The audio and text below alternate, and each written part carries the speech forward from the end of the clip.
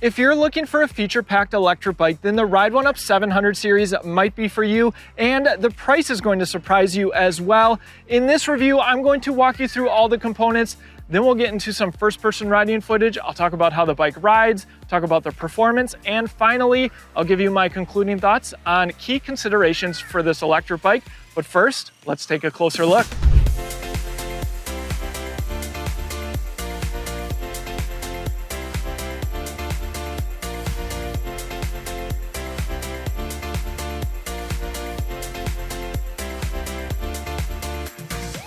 It's hard to believe this electric bike is priced at just $15.95, though be sure to check out the links in the description for up-to-date pricing. And one quick favor, if you are looking to purchase any Ride1Up electric bike, we'd really appreciate it if you use our affiliate links before you make your purchase. It's a free and easy way to help support the channel, supports content like this. Thank you for your support. We like Ride1Up so much as a brand that we have reviewed every single model they offer. In fact, we've even done a roundup video highlighting every model from a high level. So if you're just considering the brand, that is a good video to check out as well. But the 700 series is a model that has been in the Ride1Up lineup for some time. And like Ride1Up tends to do, they keep on making it better. So I wanted to take a fresh look at everything the 700 series has to offer in its latest iteration. I said feature packed because the 700 series comes equipped with everything that you might need, everything from the 750 watt motor that's capable of class 3 speeds up to 28 miles per hour, comes with a 15 amp hour battery, adjustable stem for increased comfort, and there's a couple of things we're gonna cover that Ride1Up is doing that no other companies in the industry are doing, which I really appreciate. But first, let's talk about the frame. This is the XR or high step model. It's available in 3 colors. This is the cloud white, like a cream color. It's also offered in indigo matte and graphite gray. The bike fits riders 5'5" up to 6'4" and has a 29-inch standover height as the frame swoops down on this high step. But if you follow the channel at all, this is where I'm going to give my plug to the Step-thru, which has a standover height of just 17 inches and is good for riders 5 foot tall all the way up to 6'2". And we'll get into the other uniqueness about the Step-thru model in a second. For those wondering about fit, I'm 6 feet tall and my wife is 5'5". She can still ride the high step. No problem getting full leg extension. The frame has a 300-pound capacity and weighs in at 62 pounds. Now let's get to the components. For stopping power, we have Tektro hydraulic disc brakes paired with 180mm rotors. The tires are 27.5 by 2.4 inches wide, street tread. These are the Schwalbe Supermoto X name brand, and you also might receive the WTB Groove E tires. The front wheel can be removed with a quick release. There are sturdy metal fenders, both front as well as in the rear. There's a bright integrated 80 lux light that runs off the main battery, and the rear light is decently bright in daylight, though it is not brake actuated. For increased comfort, we have a Mozo hydraulic front suspension fork complete with preload as well as lockout. Here's what you can expect out of that front suspension fork. Ride1Up did an excellent job with the cable wrapping, and they have the Ride1Up badge class 3 and established all the way back in 2018. We have matching Tektro hydraulic brake levers, complete with motor cutoffs, faux leather grips on both sides. It's equipped with an above average Shimano 8-speed instead of 7-speed trigger shifter. Like most of the Ride1Up lineup, it is using a left-hand thumb throttle. It also has Ride1Up's left-hand minimalistic color LCD display, which opens up room for accessories like our Elastocase cell phone holder. This is the quick release one I've been using for the review. Let's dive into the display. Power button front and center. Ride1Up on boot up. Front and center, we have miles per hour. On the right, the voltage is displayed. Trip on the bottom right. Pedal assist level in the bottom middle. 0 all the way up to 5. Odometer in the bottom left-hand side. Watts power on the top left. Hitting the center button will display different information. We have odometer to start, max speed, average speed, time, back to odometer, and I'll go into the advanced settings and show you, if anything, where you might want to make any changes, holding the pedal assist up and down button at the same time. We have display setting, trip reset at the top. For SoC view, I would personally change this to percentage. That's going to display the battery percentage. There's also a sensitivity that you can change here. But what's really unique about this electric bike is the advanced settings. In the top here is power set. Not only does this allow you to change the number of levels of pedal assist, but it also allows you to change how much power you get at each pedal assist level. 1 through 5, it goes 10%, 18%, 35%, 52%, and pedal assist level 5 at 75%. Now, what I really like about this is you can tune it to your liking. Maybe you're a newer rider and you want less power in each pedal assist level, or maybe you just want to max it out a little bit earlier. And this is something that you simply don't see on every electric bike. And you can also set a password at the bottom of the LCD screen. I wouldn't change anything else in the display before reading the manual or reaching out to Ride1Up. We've already touched on some of the ways that this bike is outfitted well, but I really like the adjustable stem that allows you to bring the handlebars up for a more upright riding position or down for a more aggressive riding position. Right now it's set almost at the max, but if you want a more upright riding position, again, consider the Step-thru, because not only does it come with an adjustable stem, it also comes with swept back handlebars, which is something that's unique to Ride1Up. In the latest generation, you get a 15 amp hour battery instead of a 14 amp hour battery. It enters the frame from the down tube here. Turn to the right to unlock it. The battery will pop out, and there's a little latch that you pull. 720 watt hours of capacity, and the battery is also Bafang branded. And if you're looking for a way to protect your expensive battery, consider our waterproof and flame resistant bag. I really like this for when we go on trips. And you simply roll it up, snap it. So great for storage at home or on the go. Check it out at shop.ebikeescape.com. Battery can be charged off the bike here, or while the battery is in the bike by lifting up this rubber cap. To put the battery back, locate the terminals at the bottom, put that in first, and snap into place. Pull the key out and you're good to go. Bottle cage bosses on the C-tube. This is our sidewinder, which will allow you to get a slightly larger water bottle in here from the side. Though note that there isn't a lot of height clearance. You won't have that issue on the Step-thru though. Minimalistic branding from Ride1Up right here, as well as 700 series here. We have metal Welgo pedals, rear mounted kickstand. The rear rack has a 50-pound capacity. I've been testing it out with this bag that's also available at shop.ebikeescape.com, and even more, it converts to a backpack. Ride1Up includes these elastic cargo straps, and it's also compatible with their Connect Plus accessories like their mountable rear basket. The 700 series has a 750 watt sustained motor from Bafang, 60 newton meters of torque. There's a 11-tooth, 32-tooth rear cassette and a 45-tooth front chainring single-sided, and a Shimano Acera rear derailleur. Certainly better than you normally see at this price point. Good job, Ride1Up. There's a Ride1Up branded chainstay protector and a basic Sella Royale seat, though you might want to consider one from our own shop at shop.ebikeescape.com. Otherwise, check our electric bike accessories list. That's enough talking about the components. Let's get into some first-person riding footage. All right, let's hop on and see what we can do on the 700 series. Few things to call out. Pedal assist level 0, still access to the throttle. Another thing, in the advanced settings, I did not change anything except for in pedal assist level 5, I changed it to get 100% of the motor power. We'll put on the screen these settings so you can get an idea of how much power I'm getting from the motor in each pedal assist level. This is also a current-based system, which means in pedal assist level 1, it's just going to give me a little bit of power, and it's never going to cut off at a current speed like speed-limited electric bikes. The battery is at 95%, and our first test will be throttle only. Speedometer app by Coolnix on my favorite cell phone mount. This is the quick release version, available at shop.ebikeescape.com. All right, here we go. 3, 2, 1, throttle only. Now this is a class 3 electric bike, but class 2 in the sense that the throttle will cut off at 20. There's 18, 19, 20 miles per hour. And we're hitting 22, and I imagine we're gonna just dip down a little bit here. Down to 21 miles per hour, and there's 20. So it's a class 2 electric bike in the sense that you can use the throttle up to 20 miles per hour. Though higher speeds are only attainable if you use the pedal assist levels.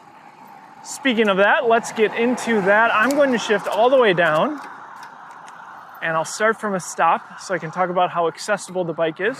All right, I am in the lowest gear, pedal assist level 1, and the bike just gently eases me on using 35 watts. And again, you can all customize this in the advanced settings, so you can really make the bike how you prefer to ride, which I really like. All right, second gear, third gear, maybe even fourth gear. I prefer a slightly slower cadence.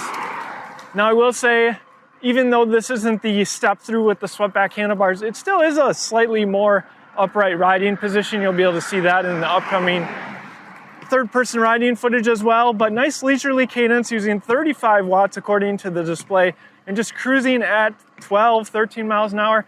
Let's go ahead and go into pedal assist level 2. All right, now we're up to 140 watts or so, right around there.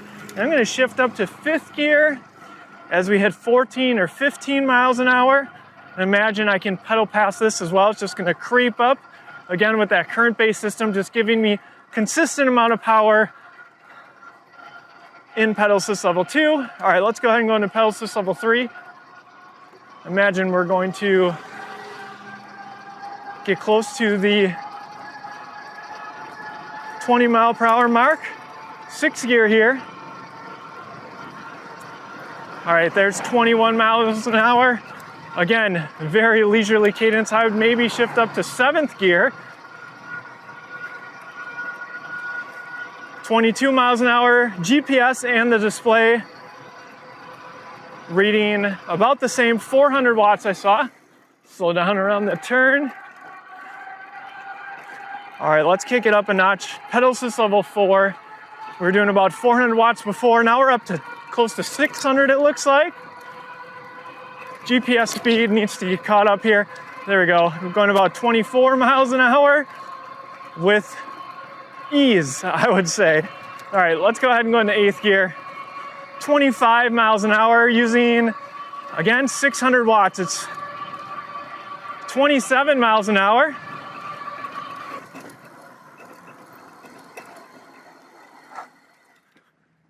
All right, this bike is very capable. Let's go ahead and go into pedal assist level 5. And again, this is the full power from the motor. I'm just gonna leave it in eighth gear. And we know we're gonna get at least to 27.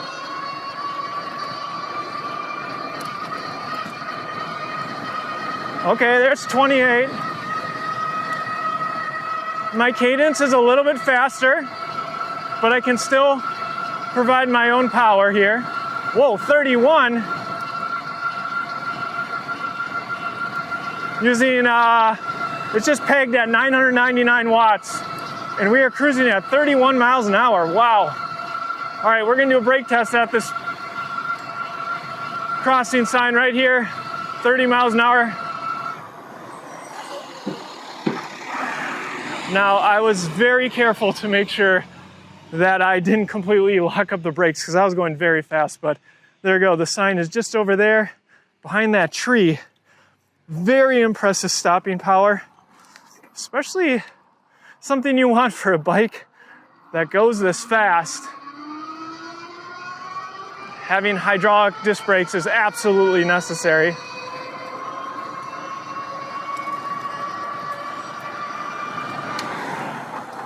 And just thinking about pedal assist engagement here, feels very responsive, maybe a half to a quarter turn, and that pedal assist is just engaging. All right, so that is how the bike performs on flat ground. Let's get to our hill climb test. Here we are at the hill climb test. This is the hill that I test out all the electric bikes that I review on the channel, so you can compare and contrast. And one thing I noticed is with throttle only, I hit around 800 or so watts is the max I see. But in pedal assist level 5, like I said, I turned the motor power up to 100% and it pegs at 999, which is, it just has 3 digits for the wattage. So pegs at 999 which is interesting. So you actually can get more power out of this bike while using pedal assist than the throttle.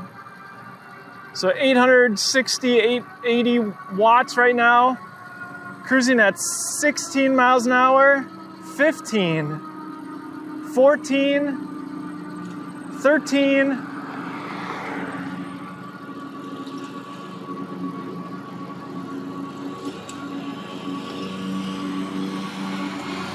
now, of course, they're advertising this as a 750 watt sustained electric bike. And it's looking like 13 miles an hour is going to be the minimum speed. Up there's 12 for a second.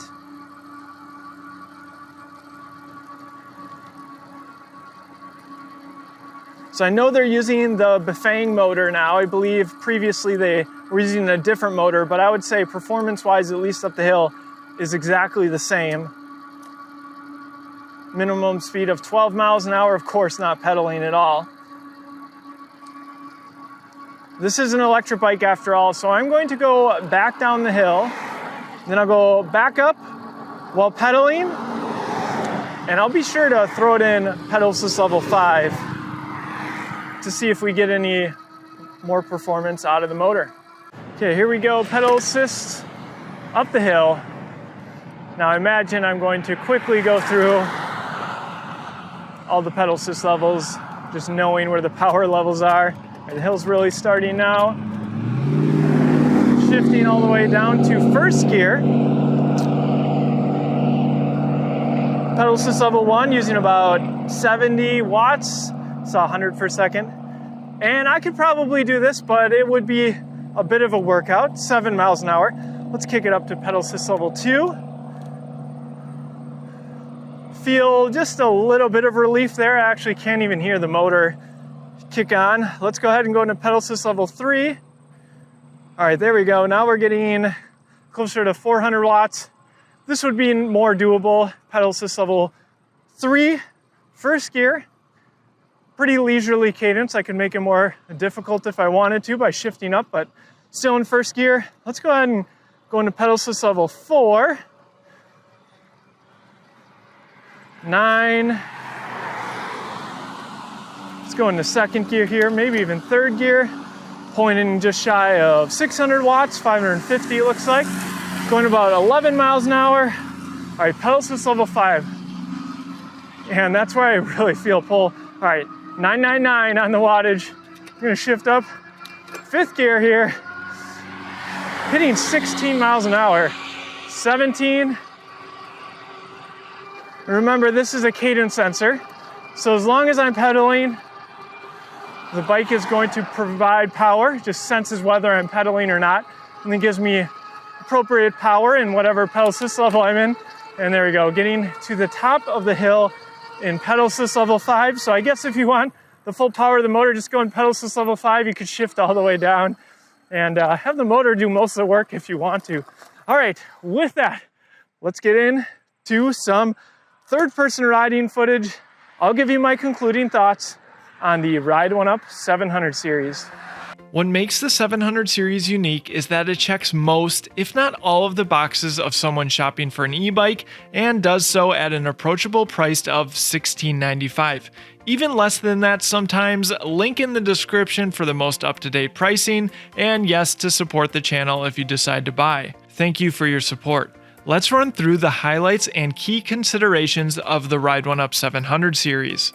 First, comfort. You get the choice of the accessible step-thru with an upright riding position thanks to the swept-back handlebars, or the standard step-over frame. More standard handlebars, though of course the included adjustable stem still allows you to customize your riding position.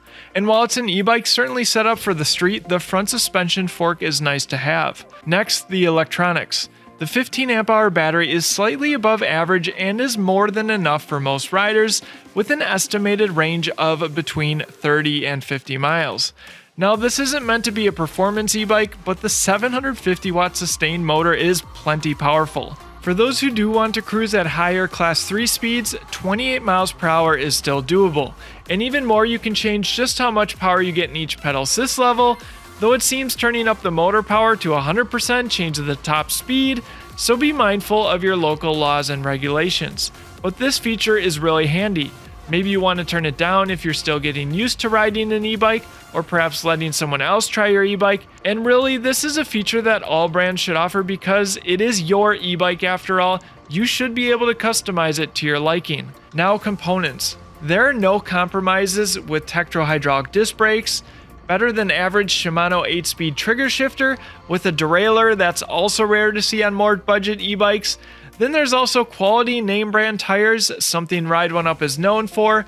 For accessories, the 700 series has metal fenders, integrated lights front and rear, and a rear rack compatible with Ride1Up's Connect Plus system. Now, of course, this isn't Ride1Up's only city-oriented e-bike, so if you have a lower budget, check out the even more affordable Tourist that is still well-spec'd for the price, or the Ride1Up Limited, which comes with an air suspension fork, but perhaps more importantly, the Limited is also the one to consider if you want a torque sensor instead of the cadence sensor on the 700 series. Though the Limited doesn't come accessorized as well, which is why I find the 700 series is the sweet spot for most people. If I'm digging for new ways Ride1Up could improve this e-bike, it would be great to add some mounting points on the head tube, so you could add a head tube mounted front rack instead of the fork mounted one they offer, and the seat is nothing to write home about.